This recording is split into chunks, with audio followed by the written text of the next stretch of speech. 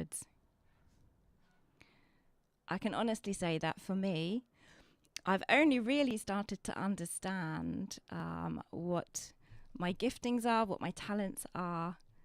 Really and truly, I'd say in the last couple of years, it's really become really obvious to me where I should be putting my energies in order to step into all the things that naturally flow. So I'd say it's quite rare for somebody to know from the childhood onwards what they really, really want to do with their life. But it's not impossible, and a lot of people that have done great things and had a vision have had that vision from a very young age. So today, the topic that I'm going to be exploring is how to know what your why should be. What is your reason? And what is it that drives you? What motivates you? And how can you step into living out your life to maximum capacity? How can you step into living your life to the absolute fullest? So that when we get to the end, we can look back and say that, yes, I achieved everything I set out to achieve, and I've lived a full life. So how to get to that point in our life where we can look back and say that, yes, I've achieved everything. So I actually have some beliefs around this I'm going to share with you, which I think most people will agree with and most people will subscribe to as well. I believe that all of us have got a predestined purpose, that all of us have a predestined purpose or a calling of some kind, and that depending on your individuality, those can be very different. So, for example, for my guest later in the show, Josette, her gifting is that she can take a piece of fabric and create something fabulous, create something elegant and fabulous to wear. But she recognizes that designing fabrics is not her area of expertise. So she's grateful for those people who have that as their gifting, their talent, that design amazing fabrics that then inspire her in turn to turn it into amazing outfits and clothes. So as you can already maybe see from that example, we also work together with other people. And that's an important part of achieving all we can achieve in life, is we also need others with similar or complementing gifts and talents. So ideally, we all have a reasonably clear idea of where our gifts and talents lie. And I'm going to talk more about just observations of individuals I've met who definitely are sort of stepping into their purpose in life. And also how you can figure it out. If you're not quite there yet, you're not quite sure where you should be placing your energies, it's how to discern that, how to decipher that. And there's a song that I'd like to play, and I think it's going to make you smile. The choice of it is going to make you smile because it is very, very, very suited to this particular topic. This is called Written in the Stars. You might recognize it from a couple of years back.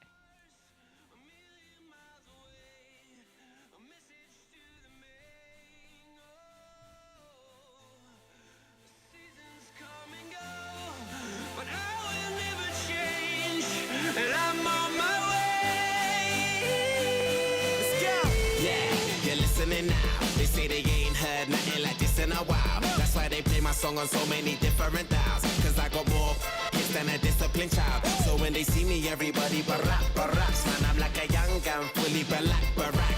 I cry teardrops over the massive attack. I only make hits like I work with a racket and back. Look at my jacket and hat, so down berserk, so down to earth. I'm bringing gravity back, adopted by the major. I want my family back. People work hard just to get all their salary tax. Look, I'm just a writer from the ghetto like Mallory Black. Man, where the hell's all the sanity at? Damn, I used to be the kid that no one cared about. That's why you have to keep screaming till they hear you out.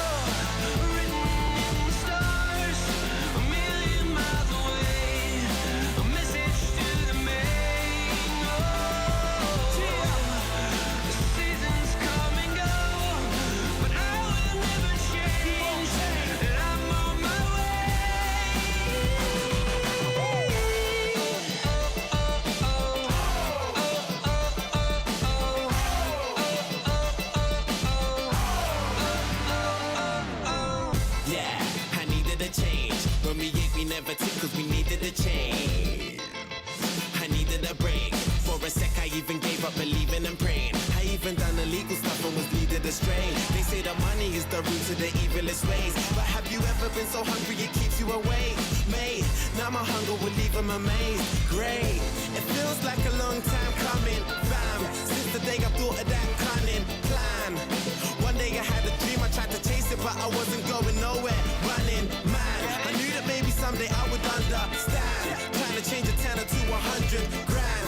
Everyone's a kid that no one cares about. You just gotta keep screaming till they hear you out.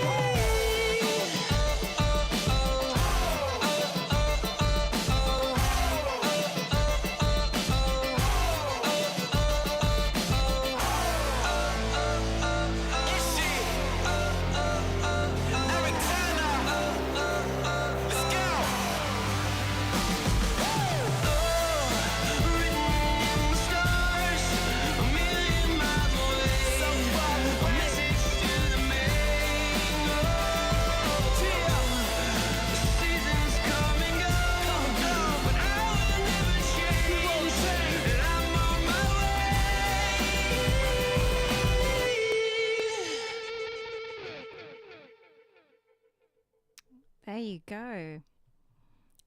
That was Written in the Stars. You might have recognized that from a couple of years ago when it was a particularly big hit for Tiny Temper. Now, the reason I chose that is because could this calling on our life, could our gifting, our unique abilities, could it be something that's written in the stars? Could it be something that doesn't just exist here, but actually exists in the stars, exists in heaven? And interestingly, that is a concept that exists. It exists both in the Christian world, in the Bible, but it also exists in the New Age sphere of thinking. And it's called slightly different things, but it's essentially talking about the same phenomena, if you like. So I'll start with the sort of traditional Christian biblical view of it, which is that the Bible talks about us having a book or a scroll in heaven. Okay, so the concept is that there is this book or this scroll in heaven which relates just to you. It's got your name on it. No one else's. It's yours. It's your book, your unique book. And in it are chapters. And those chapters are different things in your life. They're different seasons in your life, different times of your life, and different achievements. And the idea is that God has written that book for you.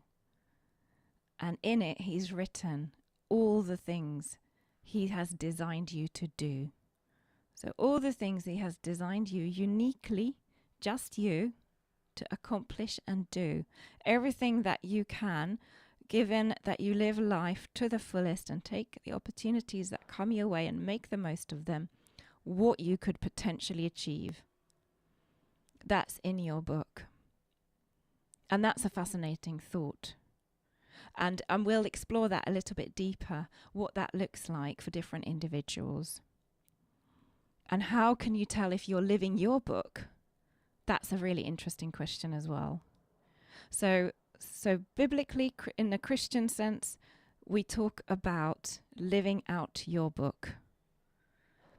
Now, the New Age have a similar concept, but they call it the Akashic Records.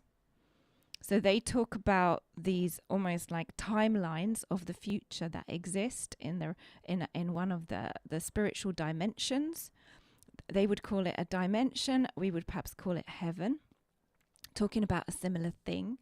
And in these Akashic records is your potential and what you can potentially achieve. And there's also a thinking that there's slightly different variations depending on events and choices you make. Your book or your record can change course depending on what you choose to do. But the thinking is the same, which is that there is this predestined purpose that you were put here on earth to achieve, and that is within your reach to achieve.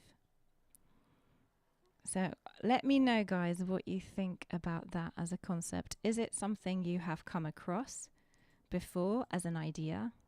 Is it something that you've ever perhaps thought about? Have you ever stopped to think, am I really doing what I want to do with my life? Are there things that I have always wanted to try, but something has held me back? And is there something I can do to try those things out?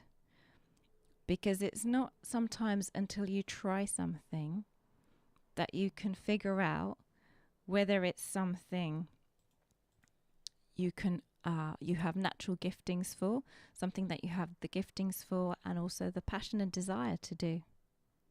So those are all things to explore, and I would really recommend that you take some time out to think about that, to just do almost like a little inventory. And I feel like we're in November now. This year we've got less than 2 months of this year left. Very good time to start sort of reevaluating everything and thinking, where have I gotten to with 2022, and what would I like to achieve next year? What is it I'm doing that I enjoy and is moving forward? What is it I'm doing that feels heavy, that feels like it's holding me down, feels like it's joyless? And is there anything I can do about that? So it's almost like taking that really close look at yourself, your life. Where is it headed? Do I feel like I'm stepping into what I was made to do, what I was created to do or designed to do?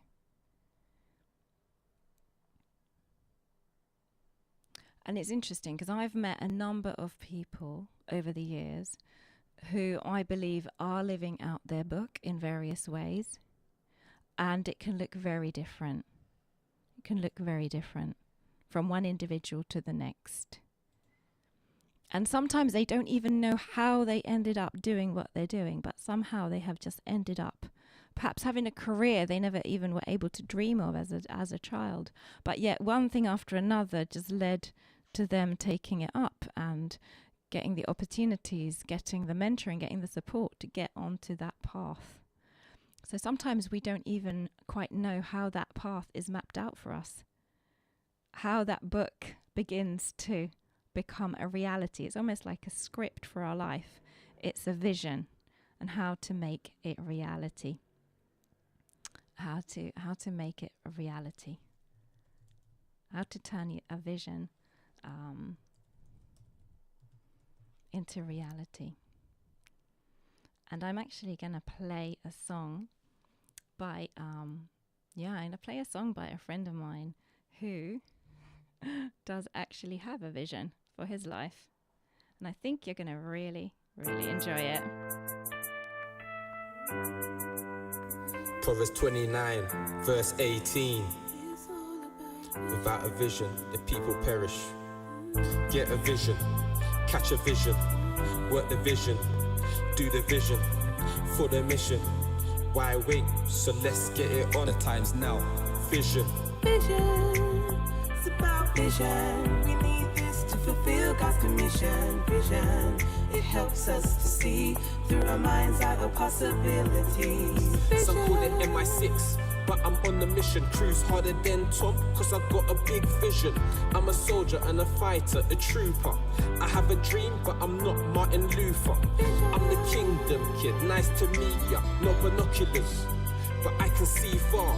No need for contacts, I got perception. The main link I need is Christ, the resurrection. A vision is something I cherish, vital, like oxygen. Without it, men perish. Spiritual reality in the mind's faculty. Beware, it can be more than a fantasy. I don't like fly eyes, but I like to behold the vision in action, bear stories untold. Eyes on the prize, ear this, it's a strong head. All hands on deck, the opposition gets put to bed. Vision, it's about vision. We need this to fulfill God's commission. Vision, it helps us to see through our mind's eye of possibilities. Vision, it's about vision. We need this to fulfill God's commission. Vision, it helps us to see through our mind's eye of possibilities. Vision. I'm not thirsty, but I'm going on relentless. Got more hunger than a monster, Loch Ness. I tell the vision to all my listeners, like a stern employer, I take no prisoners. I speak life, so take it in. Oxygen, visions like fuel to the flame. Nitrogen, I'm straight talking, asking mystery. I like science and I've grown to like his story. The vision that I have makes me ponder. Once I was blind, but I ain't Stevie Wonder. I stack knowledge in my mind like a dictionary. I've read a few books, so call me the walking library. If you don't have a vision, go to the umpire. Do it quick, cause like bread, it might expire. Christ is the king of the kingdom, and empire is endless. Guy can't blow it up like bonfire. Vision, it's about vision. We need this to fulfill God's commission. Vision, it helps us to see through our mind's eye of possibilities. Vision, it's about vision.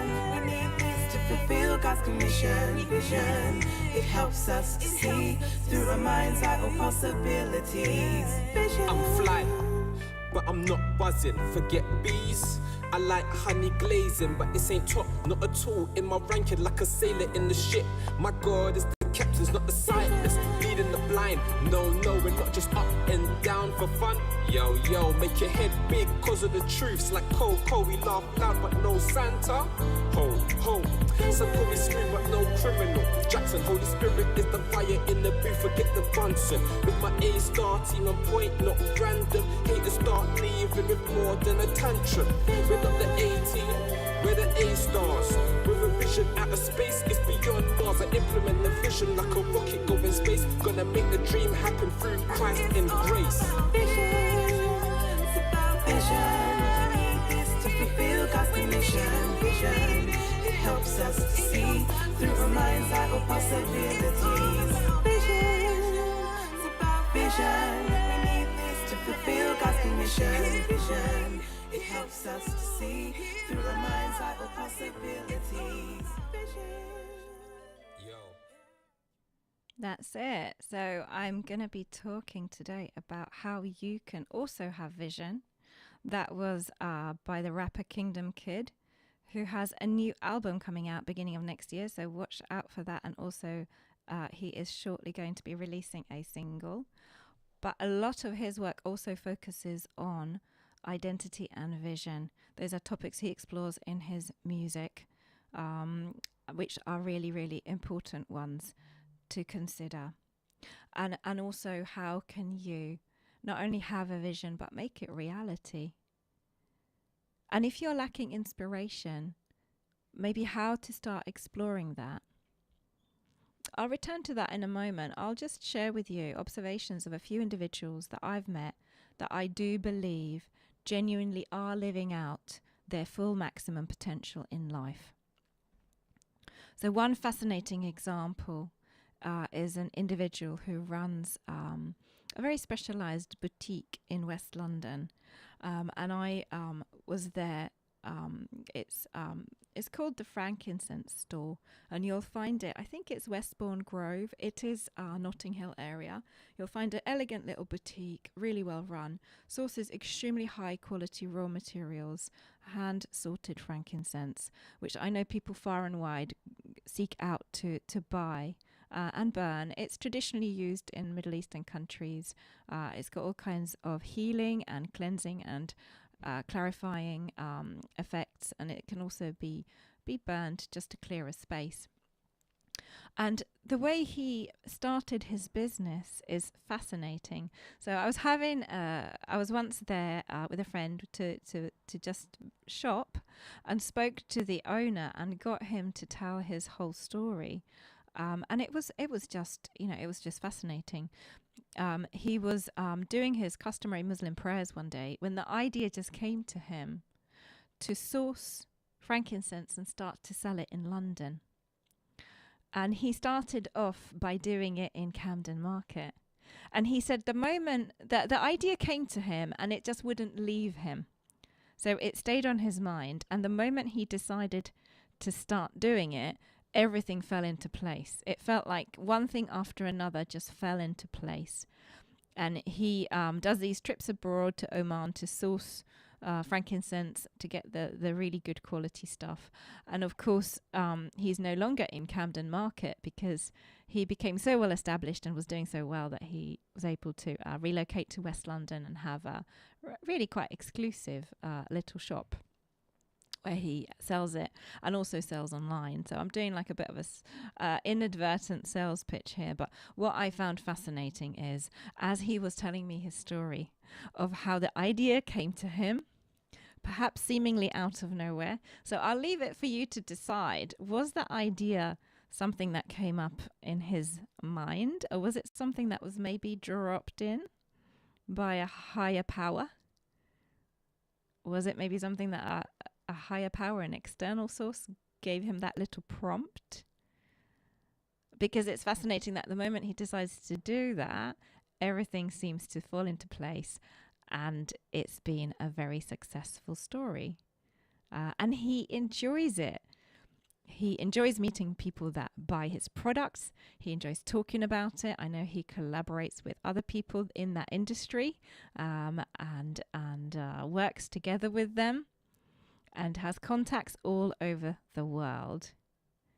So this is somebody who was given a vision of a specific business, a specific type of business to run, and took steps to follow that, and ended up with a thriving success story. And there's other individuals that I've met that are very, very similar.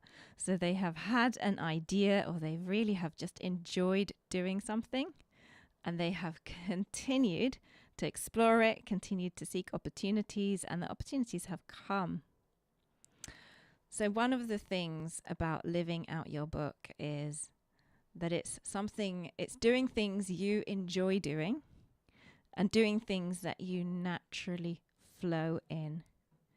So you enjoy it and there's a flow and things are moving. When you're doing the right choice of, for example, work or career or profession, or maybe it's an art, maybe you're an artist and you are following the creative route, and it's something you enjoy doing and you don't get the same fulfillment from anything else. It might be that you still have to have another source of income, for example, especially if you're building something up. It might be that you have to do something practical in order to pay the bills while you're really following what your heart wants to do. But that's okay. I think the thing I'd like to really encourage people to do is just keep pursuing your dream. Whatever your dream is, whatever your idea is, whatever your passion is, keep following it. Keep following it, even if there are some obstacles and challenges. It might be that people around you are not very supportive. They might feel that you're wasting your time. They might feel that you're wasting your time. I'm just going to share an example. I was given an opportunity in my early 20s. I was working at a financial company at the time as a secretary, and I had a good job. It was for a secretarial job, it was a very good one. And it was in the finance sector. It was a city business. And they quickly realized that I had potential to do something a little bit more. So they asked me if I would like to become an accountant. So they offered me that opportunity. Would you like to become an accountant? And guess what I did? Much to my mum's disappointment, I said, no, thank you. So in my mum's mind, thinking like a parent, Samantha becoming an accountant is a dream come true because she has a professional job that's going to pay the bills. She's going to be well established in her career. And I couldn't think of anything worse. As much as I had love and respect for my colleagues in the office and the people I was working with, supporting them, I really, really didn't want to become an accountant. The thought horrified me of crunching numbers and having to make sure that the pennies all add up at the end of the day. I could not see myself doing that job and enjoying it. As much as I was really, really flattered that they asked me, that they felt I had the potential, I said no. And my mum for some years used to remind me of that I could by now be an accountant. I've got friends that are accountants, they love it. And I was really, really proud of a friend that I used to have in my 20s called Honey, because she would be very proud of the fact that she's an accountant, and she loved it. And see, she was doing a job that played to her strengths. So she really enjoyed it, and she loved telling people she's an accountant. But for me, it wasn't the right fit. And had I chosen to be an accountant, it's very unlikely I would be talking to you right now. So I would say one of the really key things about living out your purpose, living out your book, figuring out what the reason is you're here, is it has to be something that makes you happy. Something that makes you happy. And that's what we're going to be listening to right now, a reminder of what that could be like. You can take a break. I'm a hot air balloon that could go to space. With the air, like I don't care, baby, by the way. Because I'm happy. Clap along if you feel like a room without a roof. Because I'm happy. Clap along if you feel like happiness is the truth. Because I'm happy. Clap along if you know what happiness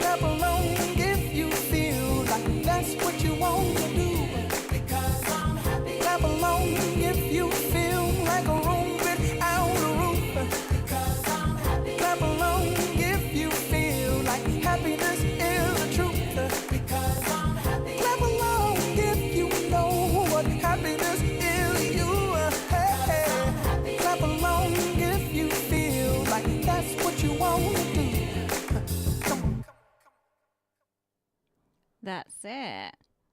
So I hope you enjoyed that. That was, of course, Pharrell Williams' Happy. So welcome back. This is the Variety Show with myself, Samantha. You're listening to Feferity Radio London. Make sure you tune in at other times as well, because we have a whole host of really talented presenters and amazing playlists to keep you entertained at all times. The topic this afternoon that I'm exploring is how to make sure that you're really living out your life to the fullest extent possible. How to make sure that you're really stepping into your purpose, stepping into your calling, that there is a unique reason you were placed here in this world. And I believe this is true about every single man, woman, and child walking around on this planet. Each of us was created, made, pre-designed, destined. However you want to look at it, depending on where you are with your views on things, I believe each of us is put here with a unique purpose and unique giftings. And I believe that for us to really live a fulfilling life, a full life, the key to that is discovering what it is you're good at, what it is you enjoy doing.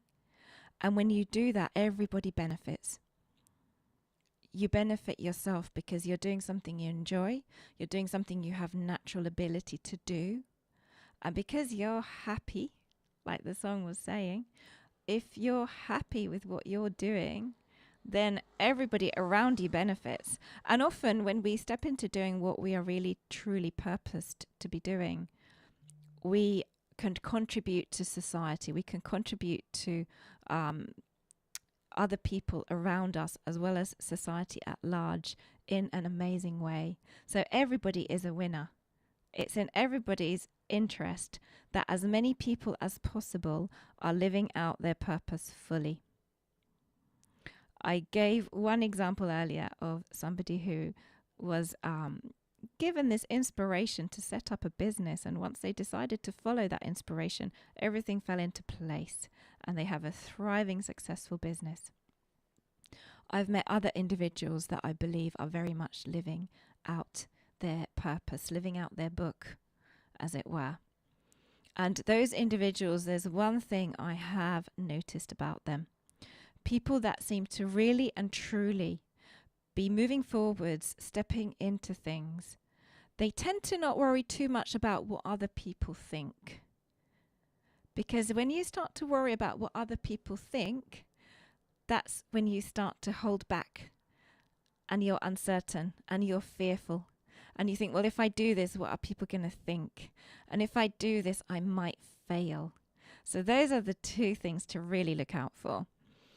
Am I worrying about what other people think? And am I worrying about failure?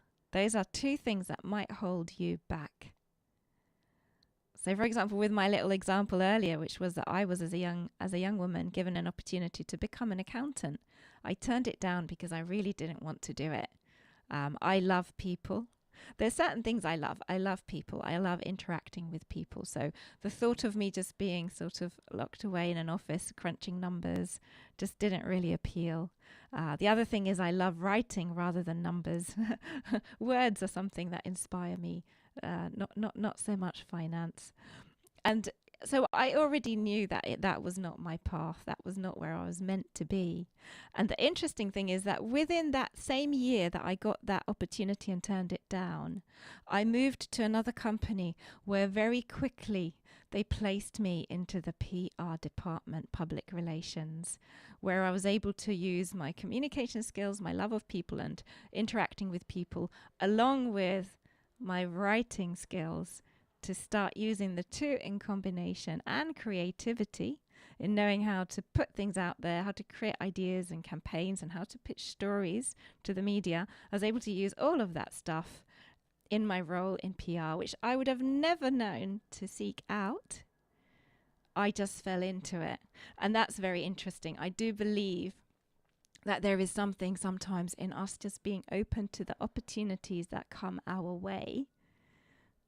And those can sometimes, if we just fearlessly try it out, we might think, oh, I'm not sure if I can do this. If you're at that point in your life and you're getting an opportunity or an idea has come to you to try something completely new, what I would really, really encourage you to do is to just sit down and think it through. Because if you don't take that opportunity, will you regret it later? And what is the worst thing that can happen? The worst thing that can happen is you try it and it doesn't work out. And then what do? You can stop and you can try something else. You can see what else comes up. Or maybe the experience is going to, regardless, enrich your life. And one very, very powerful thing that I heard a coach say, which really resonated with me, is he said, actually, I'll name him. His name's Rodney Allgood. You can look him up online. He's a US-based coach called Rodney Allgood. And I did some of his, I've had some one-to-ones with him as well as doing a course that he has, and both helped me immensely at a time of life where I was going through a lot of changes. And the one thing he said, which I really liked, was on their deathbed, people do not regret what they did. They regret what they didn't do. That is the biggest regret people have on their deathbed, what they did not do. So don't let that be you. Make sure that within reason, obviously, try out those things that you have dreamed about doing or would like to try out. Try it out while you still have the opportunity. Just take that opportunity. And I do think that that's the key in figuring out, who you are, what you're here to do. And I'm going to now play a little bit more of a mellow song. And this is a song that at a time where I was certainly trying to figure out a new way forward, I had come through quite a difficult patch personally, and I was ready to try something new. This song was particularly close to my heart because at that time I felt like I did need some external help in figuring it all out, and I got that help in a number of ways. So I would also say be open. Be open to people who might make you suggestions or offers. Be open to mentors, guides, and be open to just even seeking out God, seeking out your Creator and asking Him, what is it that you made me to do? What is it you purposed me for? Am I doing it? And if not, can you show me? Can you show me what it is? Give me the idea or opportunity. And I would say that is really like an amazing way to start figuring out whether you are on that path. Are you on that path? And part of it is working out who you are. The highest king would welcome me. I was lost, but he brought me in. Oh, his love for me. Oh, his love for me. Who the sun sets free, oh, is free. Child of God, yes I am. Free at last, He has ransomed me. His grace runs deep. While I was a slave to sin, Jesus died for me. Yes, He died.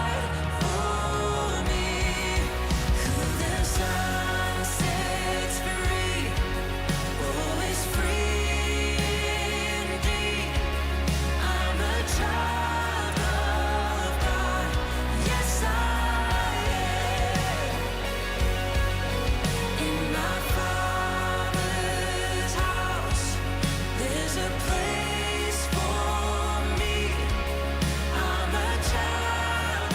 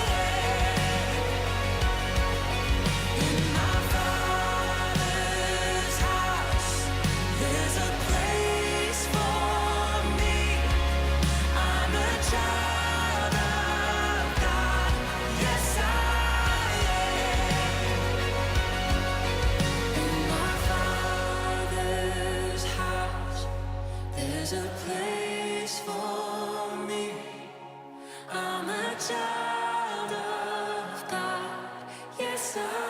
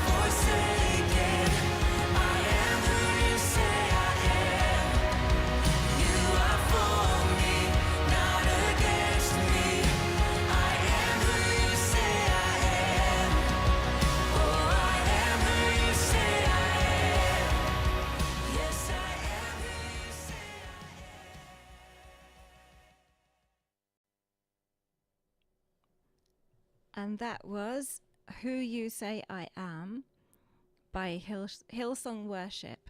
So some of you may have recognized that song. And there's really that thought behind it that we already are the person that we need to be. By that, what I mean is you already have within you, from the moment you are born, you have in you everything you need to succeed in life. To succeed in life and step into your unique purpose. The unique purpose for which you were placed here on this planet Earth for. All of that is already within you. And for some people, it seems to be easier than others to unlock that potential in themselves. And this afternoon, we've been really and truly just looking at how does that all work? How do I step into my purpose? And there's a number of points that we've already kind of discussed and raised. One is be open to opportunities. Follow the things you're naturally drawn to do that you have ability and gifting and interest in. Don't hesitate. Do not stop to worry about what other people think. Some of the most amazing people in my life that I have come across that are really going places, that have built up things like, built up radio stations, built up organizations, built up businesses. They've all had a vision of some kind. And then they've had the courage and boldness to potentially put everything on the line in order to follow that vision and to just give it a go and see what happens. So you need to have almost like that little tiny bit of recklessness in you where you don't care too much about what other people think. You take opportunities that come your way. You can create opportunities as well. So once you have an idea and you're really starting to push forwards to try it out, I do believe that however you want to look at it, either God, the creator, or the universe as a whole does start to work with you and it becomes a reality. Sometimes we talk about manifestations. So I guess that's in part what I'm talking about here, is there's a combination of you putting your effort forward and then taking the opportunities and responses and putting out really the right vibe, which is that I am prepared to take steps, step into my purpose, and I'm prepared to be bold and courageous about it.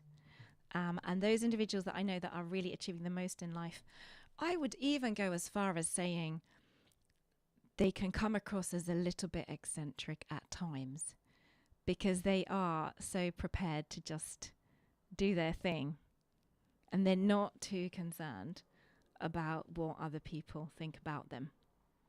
It's getting that strike and balancing that the right way, striking the right balance, because we are all part of a society, a community, and we need other people. For our vision to actually take place, we often need other people to help us, support us along the way.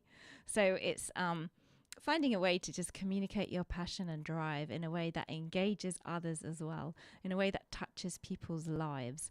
And I believe that's how you can really make an impact and become very, very inspirational. Now, as somebody who's quite open themselves about their Christian faith, I wanted to just share a very, very kind of key verse in the Bible that really, once I understood its meaning, was for me personally a game changer. So there's a verse in Ephesians, I believe it's Ephesians 2:10, and it says, "For we are God's masterpiece.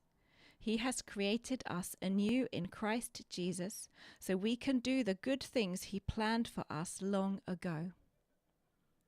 So that's Ephesians 2:10. It says, "For we are God's masterpiece. He has created us anew in Christ Jesus, so we can do the good things he planned for us long ago." I want you to just take a breath and think about that for a minute. So you are a masterpiece. You're a masterpiece. And you can decide, depending on what art you like, you can decide what kind of masterpiece you perhaps think of yourself as. But the Greek base word for this is poema. And it's also the same root word from which we get the word poem. So you are a masterpiece and you are a poem. Think about that. God has pre-written a poem, which is you. And here at the end of the verse, it talks about us doing the good things he planned for us long ago. And this is again taking us back to the theme I was exploring right at the beginning of the show, which is that thought that we have a book in heaven which has the maximum potential that we could achieve in life already mapped out. And when God gave us a very unique set of DNA, with specific abilities and capabilities built into us from the moment we are born, he also had a vision of what we could potentially achieve with it. He had a vision of the amazing things that we could do in our lifetime. And I do believe it's in everybody's reach to at least live out some of their book, that it's possible for all of us to live some of our book. And I'm just going to play now a song chosen by my beautiful guest, Josette, whose interview I'll be playing after the just after 3 o'clock. And she has kindly chosen 2 songs that really have inspired her. And I'm going to play the first one for you now. And it is called Our Father is Kind by Brian Courtney Wilson. So do enjoy this song. It has really inspired her, and I hope and pray it inspires you also.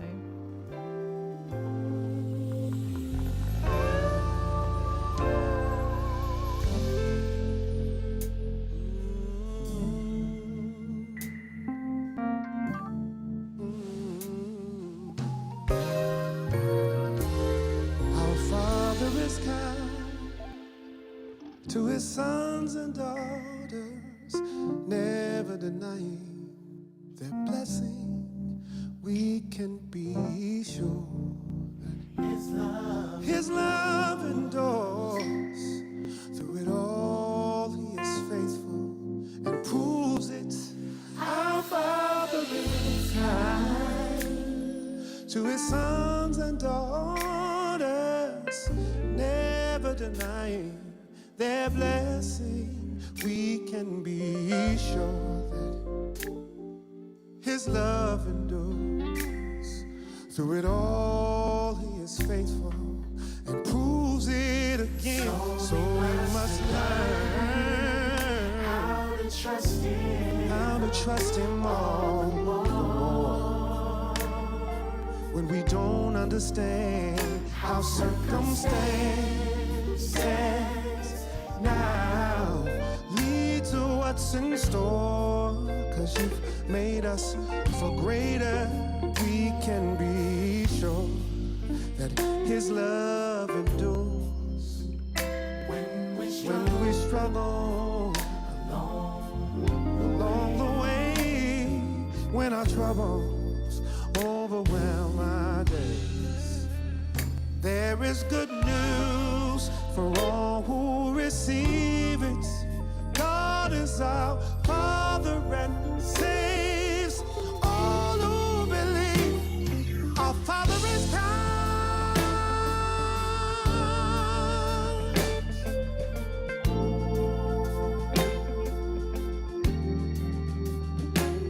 Our Father is kind.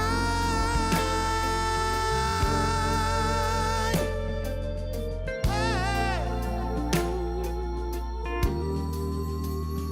God is kind Yeah. to His sons and daughters. We can be sure. Oh yes. God is kind to His sons and daughters. His love endures.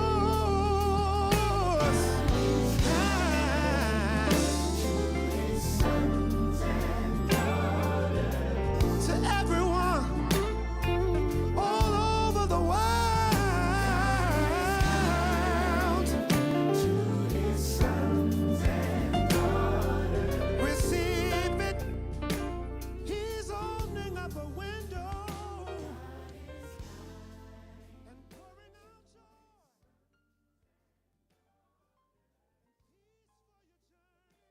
Welcome to the Step Forward Awards. It's back! The Dove Meets Stella Awards for the second year running. The UK's definitive Christian and Gospel Music Awards. The 2022 Step Forward Awards. A night fueled with the best in the Christian and Gospel industry. Not to be missed. And the winner is... And the winner is... And the winner is... And the winner is... Join us for the second annual Step Forward Awards, 7 p.m. on the 26th of November 2022.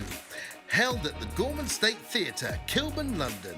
Get your tickets at stepforwardawards.com. That's stepfwdawards.com. Look forward to seeing you there.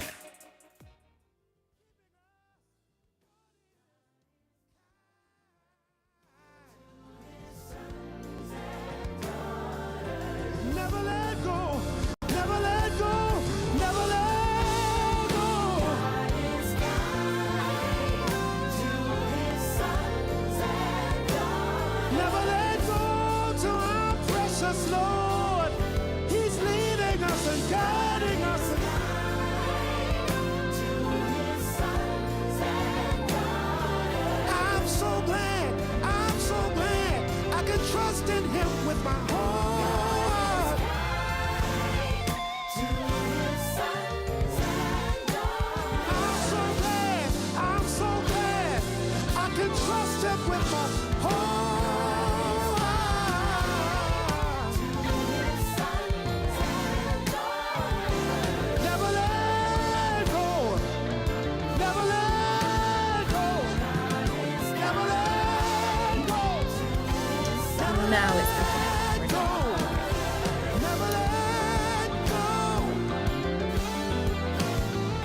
God is kind to His sons and daughters.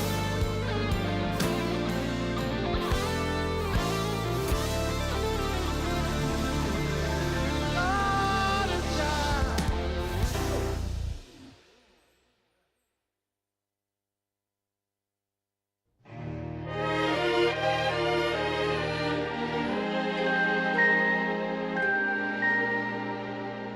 Smile, though your heart is aching. Smile, even though it's breaking. When there are clouds in the sky, you'll get by. If you smile through your fear and sorrow, smile and maybe tomorrow you'll see the sun come shining through for you. Light up your face with gladness, hide every trace of sadness. Although a tear may be ever so near, that's the time you must keep on trying. Smile, what's the use of crying? You'll find that life is still worthwhile if you just smile.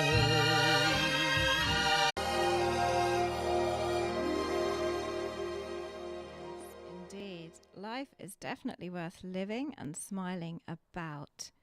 And there is, like we've been speaking, so much potential in each and every one of us. So welcome back. You're listening to the Variety Show with myself, Samantha. This is Feferity Radio London, your nostalgic station. We're about to now listen to an interview with an incredible lady called Josette that I was excited to meet recently in person when she was visiting Europe. She's based in the US. She is a very gifted and talented fashion designer. And we're going to be really just talking about how she ended up doing what she does, and she does do that best. And just some of the realizations and things she's learned along the way, and sharing really and truly her encouragement. And she has some very encouraging words for some of you out there who are perhaps still kind of considering, what is it I would really like to do with my life? What is it I would like to try out? Where is my purpose? Where is my purpose here? How can I best realize that? What can I do to really make sure that I'm living life to the fullest and using my natural abilities and giftings to their best? So I really hope you're going to enjoy listening to this. So this is my interview with Josette.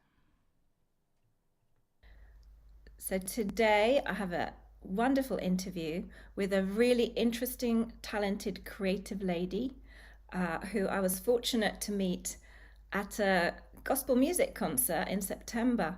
We were both listening to a B.B. Winans concert in North London. And after the concert, went near the platform, just mixing with some really, really interesting people.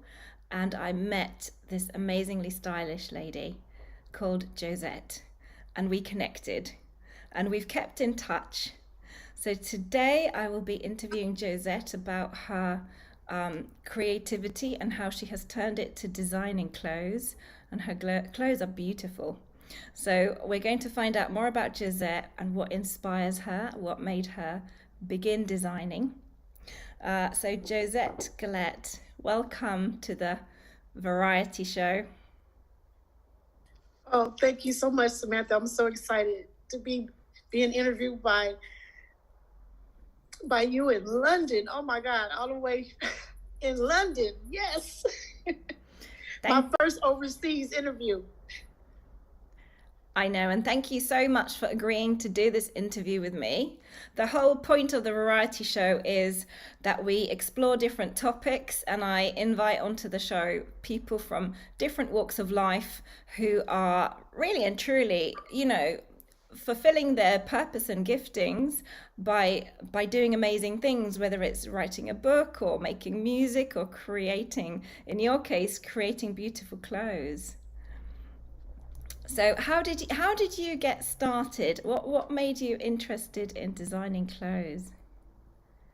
My mom was a stay-at-home mother of four. I'm the oldest, and she would do what she had to do at home, cook, clean, and then she was still a few minutes away out of her chores to sew. And I was just fascinated by that. I was 9 years old, and I wanted to do what she was doing when it came to the sewing machine, not to the cooking and all the other things, but the sewing part was just fascinating to me. She would go down to a factory in San Francisco called Lillian Knits, and they would sell fabrics in a big clear bag. And you couldn't go inside the bag, but you can take a look and see what was in there. And you would get it for a little bit of money. I can't remember how much, but I'm quite sure it wasn't a lot. And so she would get the bag, and she would make me and my sister a matching outfit, and my brother, she would make him a matching bow tie. and she would sit us on the couch and take a picture, and I would be frowning because I didn't want to look just like my sister. And so that's where my love for sewing came in, watching her take a piece of fabric and just making an outfit. And I take from that, that's why I do one of a kinds, because I don't like to look like someone else. And I think it has a lot to do with that bag that came from Lillian Fabrics. Wow. Yeah. So she would get this bag of off-cut fabric. Yes. And then she would make her children clothes in between all the other chores that she was doing. Exactly. And but at the age of 8, I started crocheting. So my father bought me in a little basket and lots of yarn, and I made all these squares, and I was going to put it together and make an Afghan blanket. But then I never put it together. I just had all these squares, and I picked up sewing, and that was it. So you never finished that quilt, that blanket? I never did finish that quilt. And I sewed every day. Every day of my life, I sewed. You have sewn every single day of your life? When I started sewing at that age, I made sure I sewed every day. Yes, every day. Wow. In high school, in middle school, high school, every day I sewed. After I do my homework, I made sure I did all my chores, and I got through them so I could sew. And in high school, I would make an outfit. After I did my homework, I would make an outfit, and I would wear it to school the next day. Now, I'm not saying I did that every day, made an outfit for the next day, but I was always sewing every day. After church, I would sew. Only time I probably didn't sew was when I was on a plane going to visit my grandparents in the South. But as soon as I got there, I made sure I sewed at my grandmother's house. So sewing is a part of your life, and it sounds like it's a part of you. It's what you do. Yes, it really, truly is. Yes. It's a part of what you do. And I mean, I think of your name as perfect for someone who designs clothes, because Josette to me sounds French, and you know we always associate fashion with France and Paris, and your name Josette sounds French, but you told me you didn't like that name originally when you were given it. When I was telling you that, I told you I hated that name. Not didn't like it, I hated that name with a passion. When my mother would write the notes to school and say, "To whom it may be concerned, Josette was absent," and I would cry. I was like, don't put that. My father said, if she doesn't want that, don't put it. Then they came up with the name Joyce. And so as a young girl, I was named Joyce. I was called Joyce. But I hated that name, Josette. I was like, but my middle name, Samantha, is Maurice. I had no problem with the middle name Maurice, a boy's name. No problem whatsoever. Go figure. I don't understand. But because you'd think if you'd not like a name, it would be Maurice rather than Josette. You would think. But but Josette, oh my God, I hated that name. So my friends that are still connected to me today, that know me as Joyce, they will not call me Josette, because they're like, who is Josette? They don't know Josette. So they only know Joyce. But even my first Social Security card, I was able to get it in Joyce Jenkins. Really? They didn't make me. I still have that card. So you tried to get away from Josette. You wanted to be known as Joyce, which is less standing out, isn't it? It's a name. Joyce is not a name that stands out. Josette has a ring to it. So at what point did you start to use Josette again? Was it once you started to launch your clothes line, or was it before? Yeah, I did. Yes, once I let me see. Let's see. I was someone, for clients, and I was selling clothes downtown San Francisco. A company from Ireland came over, opened up. They bought the Nordstrom Center, and they opened up a boutique called In San Francisco Original Fashion Collection, and I was one of the designers chosen to be part of that as an up and coming designers. And matter of fact, when they had the grand opening, in the article in the newspaper was that I had the strongest collection. Wow. Yes, that was really interesting because there was some established designers that were selling, to department stores and all over, probably in London, some of them. And I sold at home for clients at church and school teachers and, just friends. And so I wasn't like an established designer, selling to buyers and all that kind of stuff. So, because I was selling clothes in San Francisco at the Nordstrom Center, I had to have a label. So that's when I chose to use the name Josette, because I wasn't gonna put Joyce, so I put Josette. And I got 5,000 labels made.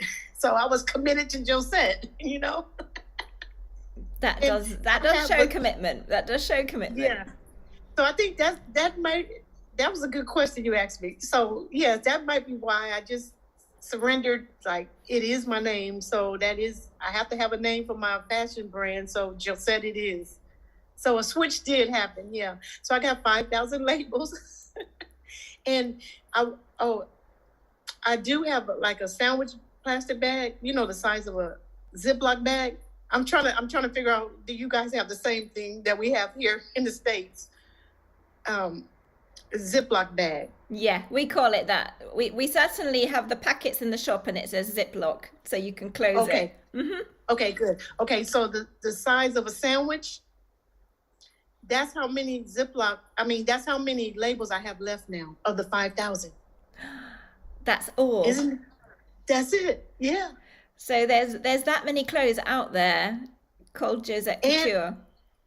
And I realized that some outfits I didn't put a label because you could see it, so I didn't put it. So yeah, I thought about that recently because I got to get new labels made, and I'm like, I went through 5,000 labels. Yeah. And with those 5,000, did you do some lines, or have you carried on with the principle of everything being unique? Yes, unique. I have not done a collection. Not like for a buyer to look at and say, I would like to place an order for this and this and that. This is for individuals, and of course my clothes, because I make all my clothes. So yeah. They're all originals. They're all originals. Yeah, another good observation, Samantha. I never just thought about it like that. Wow. But okay, so I'm going to show a little bit my ignorance of fashion, but I believe that they have different names for different types of designs, and my understanding is that if each piece is individually made and unique, that's haute couture, isn't it? Yes. And then when and then they've got a different name for when it's one of many that are made for sale. That's like a part of a collection. Yes. So you've got a collection. It's made for the mass, for the masses. Yes. Yeah. I mean, now I have a thought that I have to get out. Like when I would do weddings for bridesmaids, now they had the same outfit. So I guess I would put the label in each one of, and then I would have to write their name on the label so that way I would know who's who. But yeah. And other than that, there are individual outfits. Yes. That's amazing. So you're constantly creating new pieces of clothing, new garments. Mm-hmm. And how do you do it? Do you sketch them, or do you just have like a vision in your mind? How do you go about it? I'll go with the vision in my mind. I start with the fabric. It's always about that fabric to me. I love fabrics. And then I like to stitch on the fabric. And the design, so I have to choose the fabric, I have to sew it, and then that's when the design comes, because it's the fabric and the stitch first. If that makes sense. Yes. So you almost build it. Once you can feel and touch and look at the fabric, that inspires you, that gives you the vision of what you're going to create with it.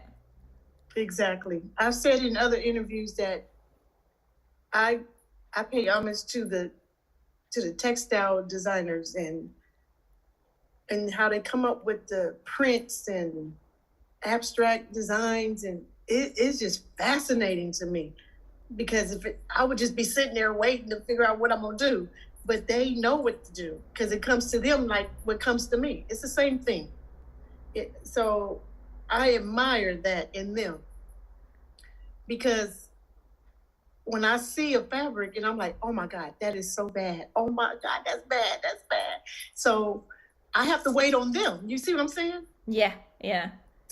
So I'm grateful to them for creating that, to let spirit use them in that area, and just to see their creativity. I admire that.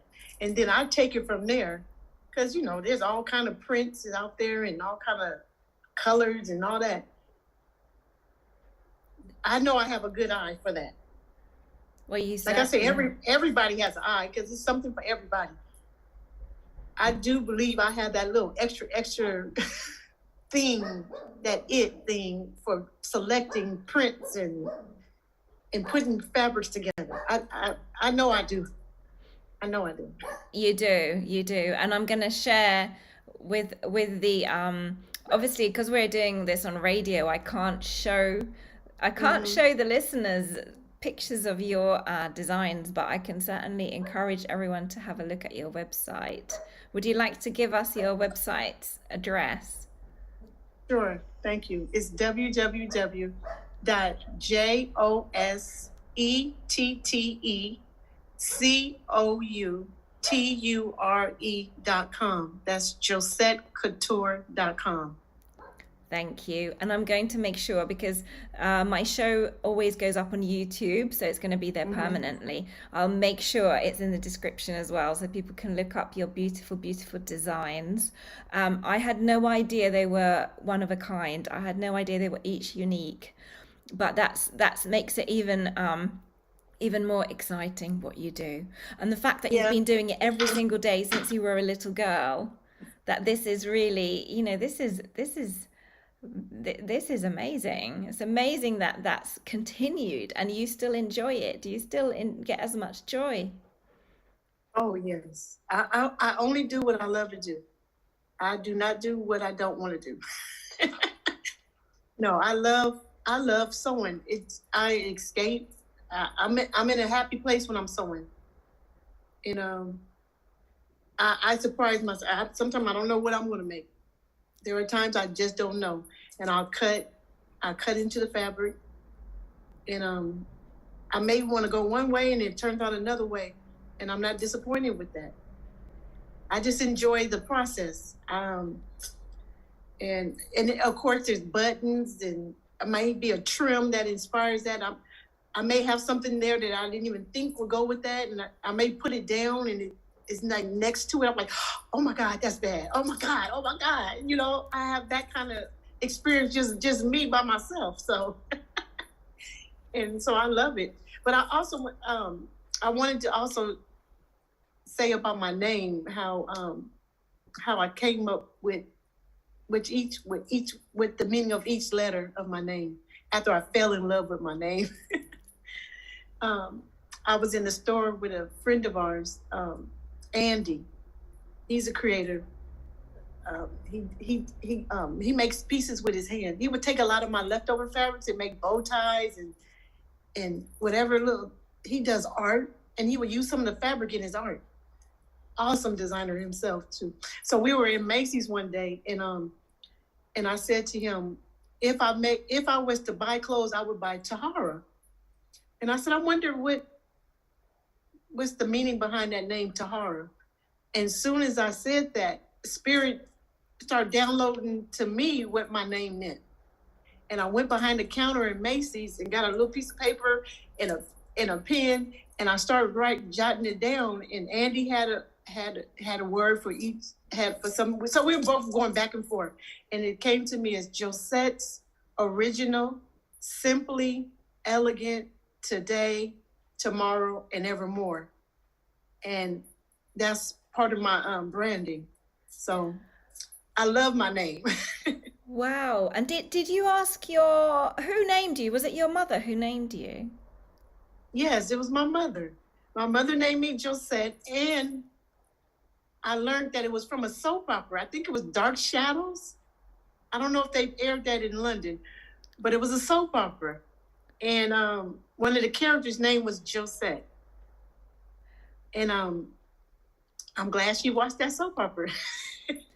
And I'm glad there was a character named Josette, and it resonated with my mother. So I got that name, and my middle name is Maurice. But like I was telling you earlier, I had no problem with the middle name Maurice, which is a boy's name.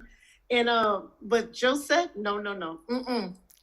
And I just learned right before I met you that I was named after my father's first cousin, which is his best friend. He just passed away.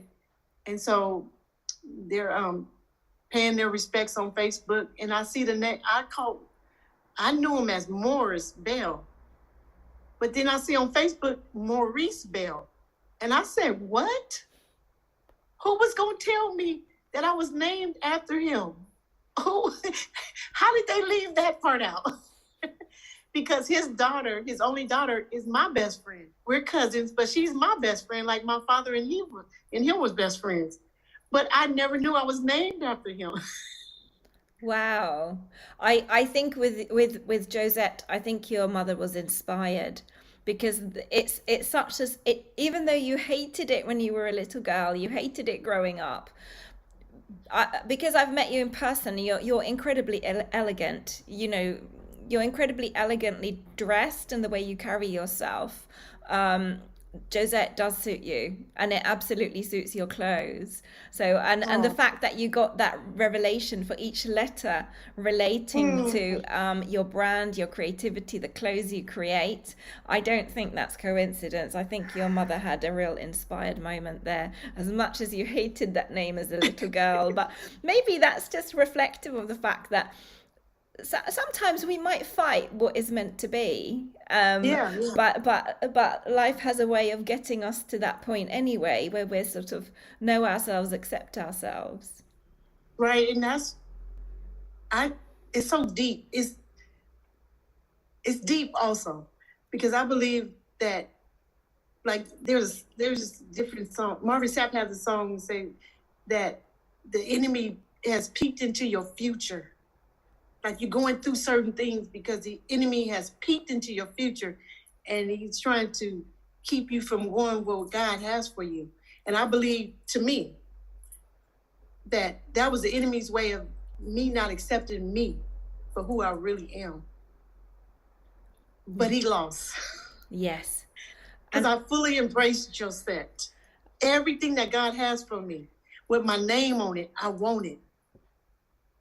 Well, and I'm going to get it. Well, amen. And I think sometimes that is our struggle, especially if we have an unusual gifting or something that is going to make us stand out. Mm-hmm. Especially as a young person, you sometimes just don't quite have the confidence to take it on and carry it. And that comes with age, that comes with experience. And maybe this is like our chance to just say to anyone out there, if there's something you've always wanted to do or felt drawn to, but something has held you back, well, why don't you just give it a go? Because you might discover that is your purpose. Because I would agree with you. I would agree that I believe every single person has gifting or giftings, and I believe that the best thing you can do with your life is try those things out, explore them, give them a go. Right. And I had a coach that I really respect say once, the message he had was, people don't on their deathbed regret what they did, they regret what they didn't do. Exactly. So they regret the opportunities they didn't take hold of, they regret the ideas they never tried or followed through. So it's better to give it a go. If it doesn't work out, then it wasn't for you. You will find the thing that is for you. Right. Like how we met. That was because I chose to use faith over fear, and I stepped out and came to London. Yes. I couldn't believe, when I heard you speak, I realized you had a US accent. And I wasn't sure if you were one of the performers or if you were linked to the show. And then it was fascinating to discover that you'd come to travel. Yeah. And then I said, because BB was celebrating his 60th birthday, and I was celebrating my 59th. And I said, oh, I want to go. I heard him on an interview with a radio personality from London. And I said, oh, I want to go. And that got the wheels turning that way. And I went. And then I said, oh, wait a minute, Fashion Week. I wonder when is London's Fashion Week? So I reached out to them, and it was the same week.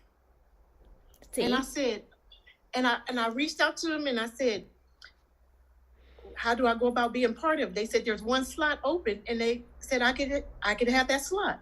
I said, oh my God, I've never even contacted New York for Fashion Week. I am going to showcase my pieces in London. Oh, and that's faith over fear. I just said it. I just, went for it. And then I found out it was going to be the same night as the concert. I was like, oh no, I'm going to the concert. Even if I have to give them the clothes, I'm going to the concert. Because I just knew I was supposed to be at that concert. So I got that started, and then I realized they may not have the fashion show because the Queen passed away. And that's what happened. It got postponed. But I was glad that I had already made up my mind that I was going to the concert, even if my clothes have to be on the runway without me. And I will eventually come back to do the fashion show in London. And so that's not a problem, because I know it's just a matter, and this is for whoever is listening, who God knows who it is that needs to hear this. Go for it. It won't hurt to call and reach out, because then that fear is gone. Then next time you need to do it, it's no big deal. You just do it. That's really good. That's really good to hear. And in fact, there's a number of things that I know I need to do in the next week or two that are going to require some boldness and just putting myself and my ideas out there. So I'm going to take that as advice and a word for myself, but also anyone listening. Do what Josette did. You see an opportunity, you reach out, you ask. You never know what's going to happen. And if it doesn't happen straight away, maybe there's a time plan. You said that you're going to come back and showcase your clothes in London. That's really exciting. So when so when you do that, let me know, because I can give our listeners a shout out and mention that you're going to be showcasing your collection, your designs here in London. That's going to be really, really interesting. That's going to be really interesting. I'm already excited when I'm already there. And then I realized, wait a minute, I'm be in London. I wonder when is Paris Fashion Week. I reached out to them and found out it was the following week. In 2 weeks. So I was like, I'm too close to Paris. So I got on a train and I went to Paris, and I said, Milan. There was Milan's Fashion Week. And so I realized in doing that, it's nothing to do it, but just to do it. And don't even let money stop you, because that, you would think I wouldn't do it because I didn't have the money for any of this, but I still did it. I'm back here in Texas. But I had an awesome experience. So to me, it has nothing to do with money. It has to do more about faith. Yeah. Wow. And believing you can do it in spite of. And that's why it's so important to embrace who you are and what God has for you. I just really strongly believe that. I'm just,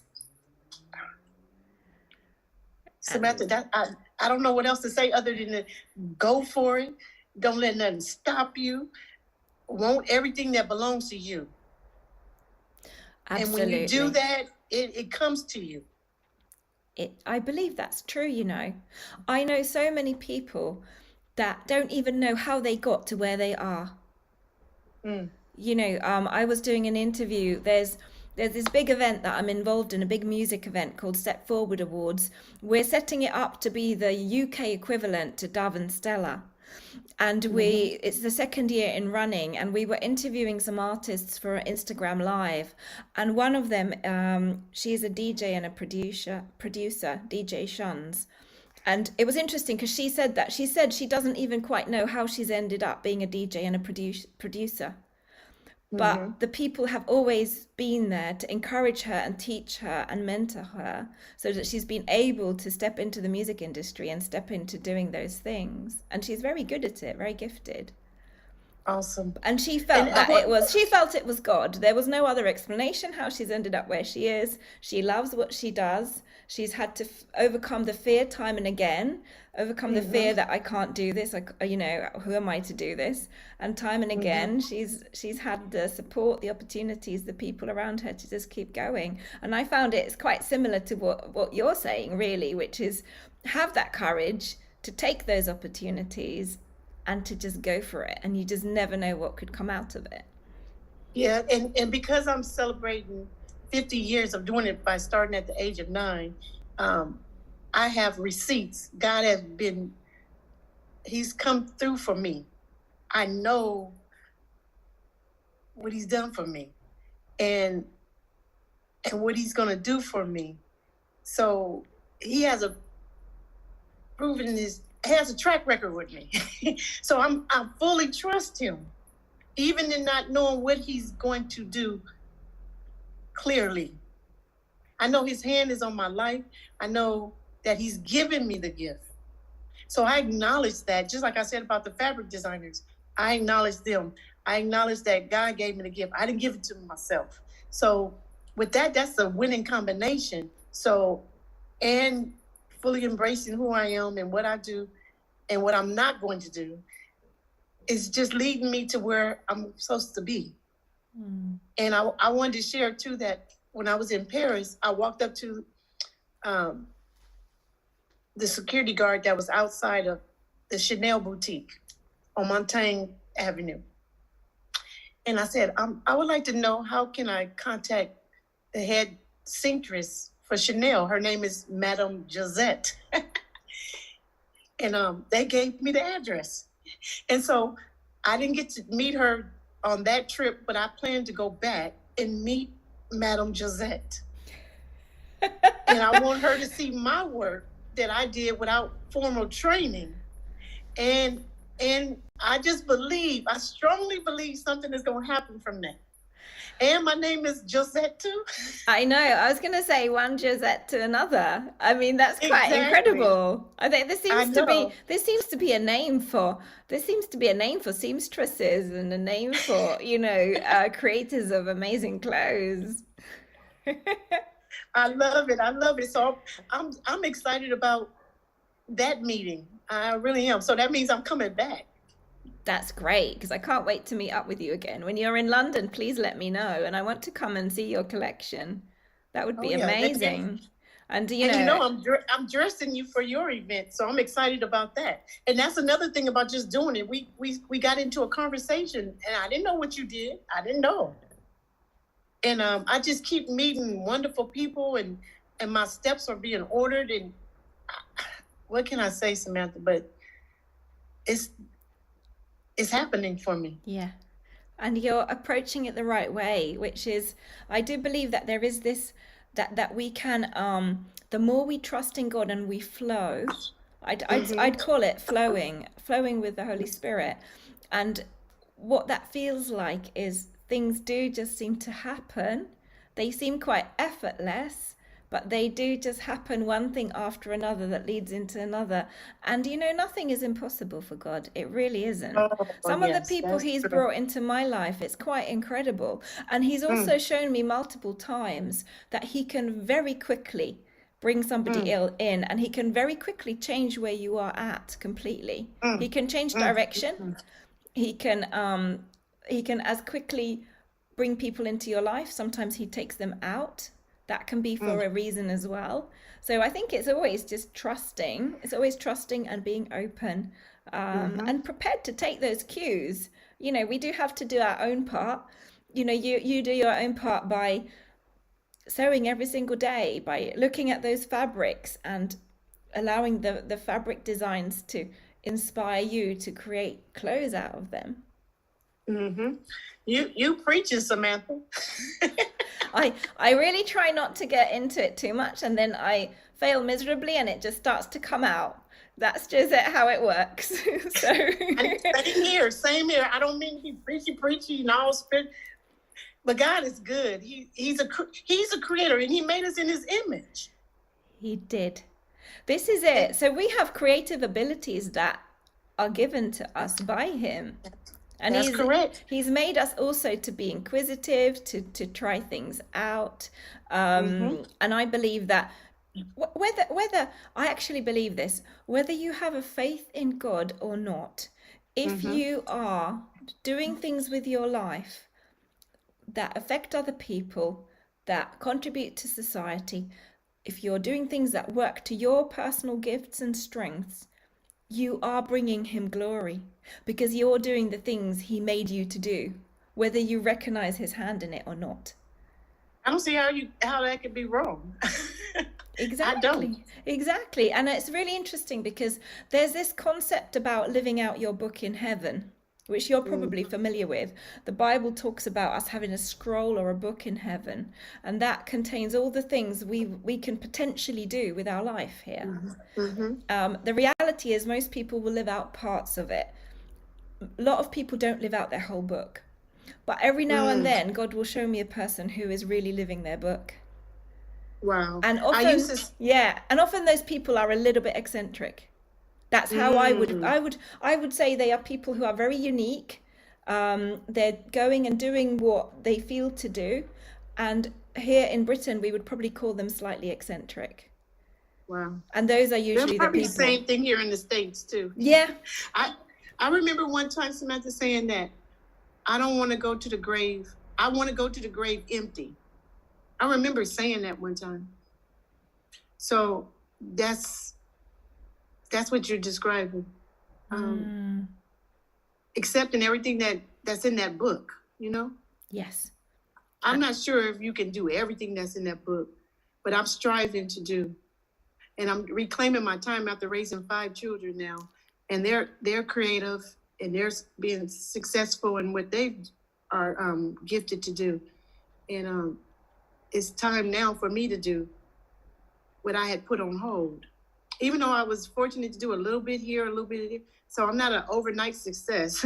I've been at this for years. But my priority was to raise those 5 children.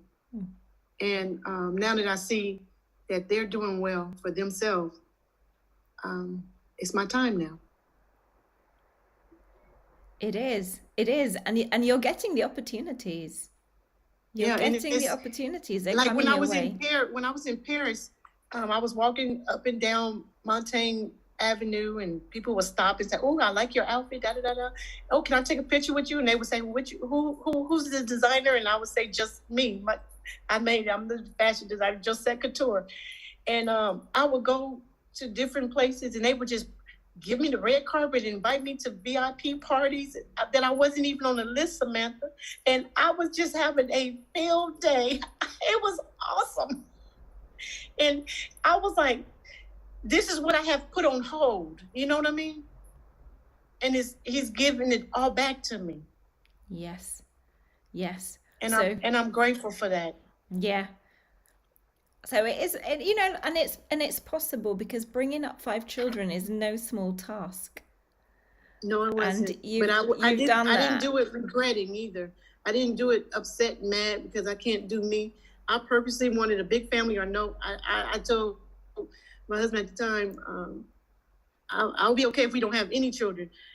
But if we do, I want a lot. I don't know why I said it like that, but that's what I said. And that's what I meant. So that one kept coming. After the first one, 4 more came. And I don't regret that. And I'm grateful that to see them all doing what they're doing now is just a testament to how great God is. That's fascinating, and I'm so happy that you've done that. You've raised a family. You've kept your craft alive. You've kept your art alive all the way through. You've worked towards it, and now that's really coming into its own, and you're getting the opportunities to just fully explore it and express your creativity. And you know what? I can't wait to see where it takes you. Yeah, I want to share this with one of the listeners. Hopefully it's more than one, but I know it's one that you may not see into the future right now because you're so caught up in the present right now, and because you're raising small ones and you just feel like, what about me? What about me? I highly recommend that you take a different approach and use that energy to pour into that child, because that child has a gift and a talent, and God is going to use that child to do whatever they're going to do. That's in that book, like you said. Don't use that time regretting and being resentful. Embrace it, because it will be a time where you be like where I'm at. And you don't want to be at this place, seeing that this was always there for you, with resentment. Yes. You know? Yes. Did that make sense? It does make sense, because and it made me think of the verse in the Bible that talks about that there's a time for everything. There's a set time for everything.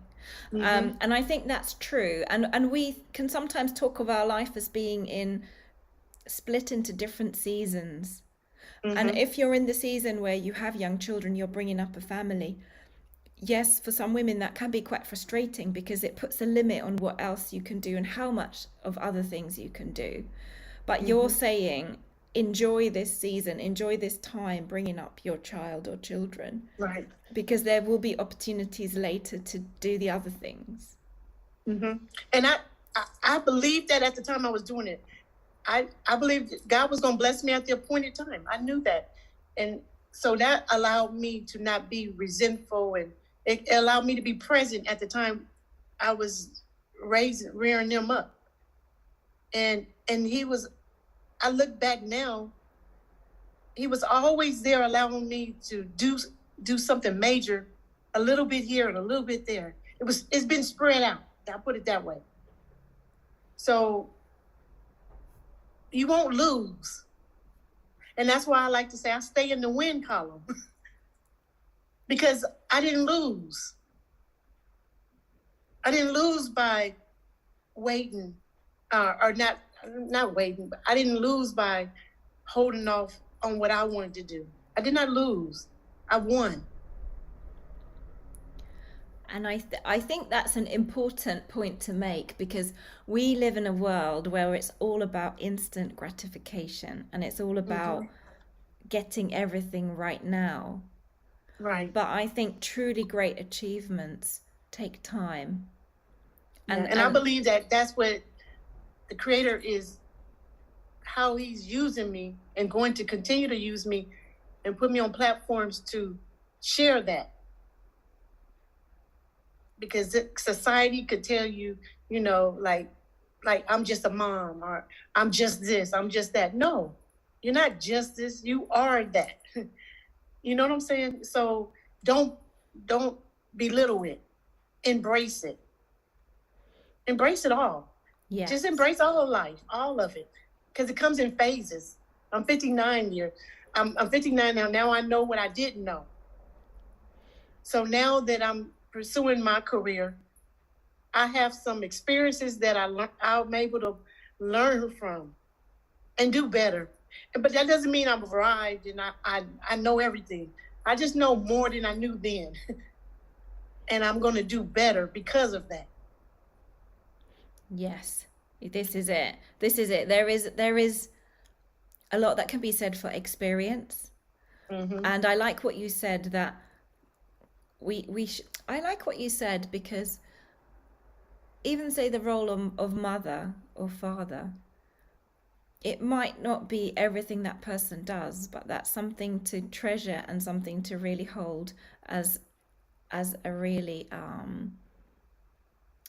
to treasure that you can do that you can bring up another generation, because that's part of our legacy, isn't it? What we give our children. Exactly. That's part of our legacy. Our legacy is not just a business we build or a career we build.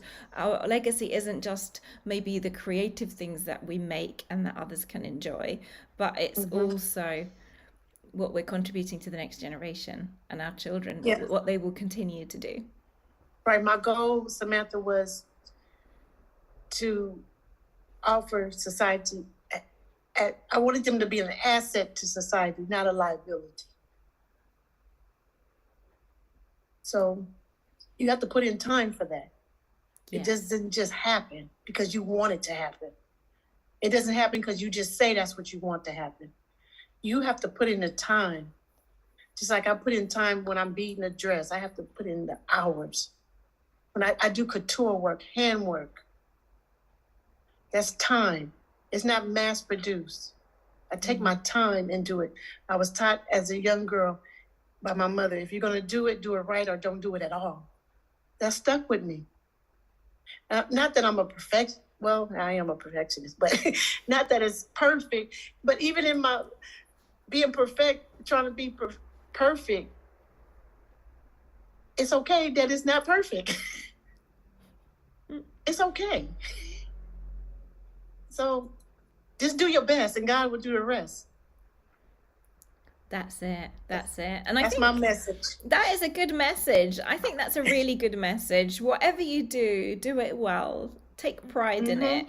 And then trust that God will do the rest. And I really like what you said about children, that you wanted your children to be individuals that contribute to society. And, you know, the things you're doing contribute to people. Because you know what we do end up wearing so many mass-produced clothes, and they're poor quality. They don't sit well. They all, and I know this because I was shopping today and I was trying to find just a pair of tracksuit bottoms. You would call them pants, and I was trying to find a pair that don't make me look terrible. And I had to try on quite a few pairs. And then the one pair that looked good didn't have a label on it, so I had to go backwards and forwards until they agreed to sell them to me using another label. Oh, so wow. I had to work hard for those. So that's why you need a Josette Couture. I do. I do. Trousers. I need you to start designing my wardrobe because I can't be dealing with this. I can't be dealing with this off the peg stuff. I look forward to you wearing the gown to your award ceremony. You're just going to be fabulous. I can't wait. I'm really looking forward to it. And I'm so, I'm just feel really honored that you offered. That's just amazing. Thank you so much. I feel very special already. I'm not even wearing it yet and I feel special already. Oh, wait till you put it on. Let me tell you this. When I go to anywhere I go, especially to a special event, I know I'm going to be the only one in this outfit in the whole world. I'm the only one that have this on. That is, that is special. I have another little quick story before we run out of time. Carry on. I had two clients back in the day. I might have had maybe 2 kids at the time. And they end up in Mississippi at a church. Now, they didn't know each other. But after service, they walked up to each other and they knew that one lady knew that the other lady was wearing a Josette Couture, and that lady knew that she was wearing a Josette Couture. Is that awesome or what? So they saw each other's outfits, which are unique, because everything you make is unique, but they could recognize that it was your design. Exactly. And they met in Mississippi at a church. And when they came back to tell me that story, I was like, that's a commercial. That's how I brand my pieces, is one of a kind. So now that I'm at this stage, I am in the process of going through my inventory, my wardrobe, and picking out pieces that I want mass produced. And so I'm venturing in a new arena. So because I'm so used to doing one of a kind. So this is going to be interesting and fun, but so more pieces can be out there. with Josette Couture labels, with my new labels now. So is that the next step for you? You're going to start making replicas of some of the designs. Yeah, because Samantha, I can't do all the sewing anymore. I thread the needle by faith, not by sight. I like that. That should maybe be one of your like strap lines, maybe one of your marketing phrases. All right. I can't say you never gave me anything. I have to think on that one. That might be a winner right there, Samantha. I can't help it. My background is PR and marketing, and I can't seem to switch off. So I seem to forever be giving people little ideas when it comes to... I like that. There's a little something in that. I'm gonna take it from there. Thank you. Yes, hold on to that. I liked it. Yeah, I like that a lot. But I also, I'm excited you're going to have some pieces mass produced, because that means more people can be blessed by them, and more people can be wearing your designs, because they're very elegant. We need that in our lives. We do. I believe that. I believe that's why it's the time for it now. I'm at the place I can do it. Still the monies is not all there, but it's faith over fear. I've already started that a long time ago, so I don't plan to stop doing that.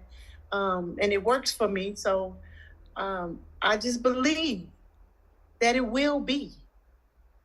And I'm closer to it than I was before. So it's just a matter of time. And I think by the end of next year, I will have clothes mass produced. And on the backs of someone that's listening right now. Absolutely. Because these things, there's that saying about not despising small beginnings. And exactly. You've already got a wealth of experience. You've got a lifetime of sewing and making amazing creations and designs. And it feels like, yes, this is the season for you to really step into something bigger, and more people being able to wear your clothes. I think that is it. That's the next step. So I'm really excited. Please keep me updated on how that goes. If anyone is listening and wants to, if there's anybody who's listening who would like to invest in Josette's line, please get in contact with her or myself. I'm just putting it out there, because I actually think that if people take a look at your website, josettecouture.com, I think that's a very strong possibility that you'll get some offers through. So I'm just putting it out there for everybody. This is one to watch. We can't wait to have you back in the UK, back in Europe, to show your collection. And maybe we'll get you back on the variety show next year to see where things are at. And, it could be part 2. Josette interview part 2. And also, Samantha, real quick, I started a youth fashion academy. Did you? And it's, I did. And that's another goal of mine, is to have them all over, especially online when the COVID hit. So I'm working on putting that together, where young kids that are still in middle school and it started out with high schoolers, but I even want to go younger, because I started at 9, so they're out there. So to take online classes to learn about fashion, different areas of design, and it's called An Eye for Style Fashion Academy. Yes. So Josette is setting up An Eye for Style Fashion Academy for young people and children who want to learn how to sew, how to make designs of their own. Yeah, I did a 2-year pilot program in San Francisco, in the Bay Area, and it was very successful. I served over 125 kids in the inner city, free classes on Saturday, took them to New York. Each year I took a group of kids to New York, and they were offered internship. Some of those kids today have degrees in fashion. I don't even have a degree in fashion. And some of them have started their own fashion collections, and they're doing very well. I'm so proud of them. Wow. So you've already inspired other people to become designers. Yeah, to be those assets that I was talking about. We have to reach back. Yeah. You know what? Anybody listening out there, if you have a passion for something, and if you have a vision, follow that vision. If it is put on your heart to do things like what Josette has done with those young people, please do just go ahead, because you never know what will come out of it and how many lives you're going to end up touching through doing things like that. I think and don't let money stop you. Do not. No, because it's amazing how that side of things can just fall into place if you have the courage to just step out and go for something. Yeah. But thank you so much, Samantha. Thank you for this opportunity to share. Yes, well, thank you so much for agreeing to this interview. We've had to work around the time zones and things like that, but it's been really, do you know what? I just knew that there was going to be plenty of stories, and I knew that you would have many inspiring things to say, but I think you've just come out with one gem after another. So thank you so much, Josette. I really can't wait to see what's next for you, and I'm definitely going to get you back on the show. All right, ditto, and same for you, and congratulations on what you're doing. I'm really excited about your journey as well. Thank you. Thank you, Josette. Peace and love to everybody. So that was Josette from Josette Couture. And what a lovely, inspiring lady. I hope you enjoyed the interview as much as I did. So make sure that you join me next week as well. I'll be looking at another topic and have another interesting guest to interview and get you really engaged. And please do give me some feedback. And if there's any topics you want me to especially cover, do get in touch and let me know. So this is The Variety Show. My name is Samantha. You're listening to Feferity Radio London. Make sure you tune in. Next week, I will be on at a later time between 4 and 6 p.m. So I will be covering drive time. Make sure you listen. And you can also catch me afterwards on YouTube if you happen to miss the show. So I am really looking forward to catching up with you next week.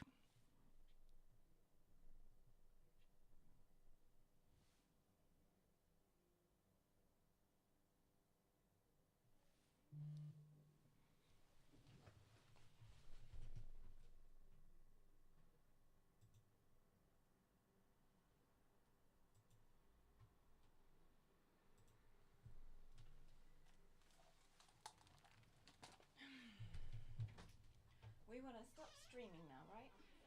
Yes, ma'am.